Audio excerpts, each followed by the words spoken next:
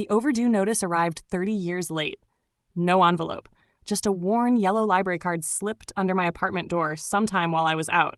The kind with the old rubber stamp ink, the kind I hadn't seen since I was a kid. Across the top it read, Cedar Heights Public Library. Title, The Shadow at the Bottom of the Stairs. Due, OC 12th, 1993. Stamped in faded red. I stared at it for a long time. The title didn't ring a bell. The author's name was unfamiliar. And yet, the handwriting on the checkout line looked hauntingly familiar. A delicate, looping script I hadn't seen since I was 6. My mother's handwriting. She died young. Cancer. Peaceful, they said.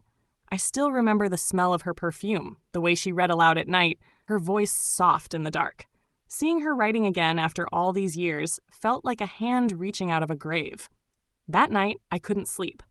I left the card on the nightstand, but my eyes kept drifting toward it. The book title echoed in my head like a whisper, The Shadow at the Bottom of the Stairs. I tried to find it online. Nothing. No mention. No author by that name. No library entry in any catalog.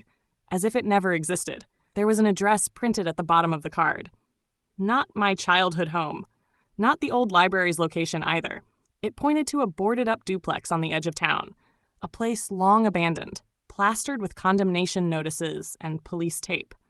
I drove there around midnight, parked a block away, and slipped through the side yard. A back window was cracked just enough to push through. The air inside was thick and stale. I climbed the stairs slowly. Every board creaked. The flashlight from my phone shook in my hand. In the attic, there was only one thing, a small wooden chair, child-sized, painted pale blue, though the paint was peeling. It faced the far wall, like someone had been sitting there for a long time. On the seat lay a single sheet of paper, pure white, untouched by dust. Typed across it were 6 words, "You kept her waiting long enough." My phone rang, loud and sharp in the silence. I nearly dropped it.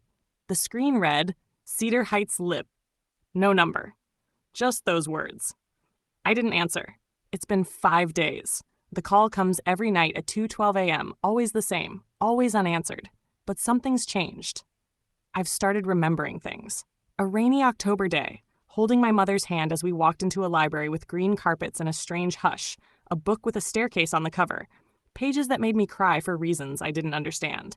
And now, every time I pass the stairs in my apartment, I stop, I listen, because lately I'm not sure I'm alone.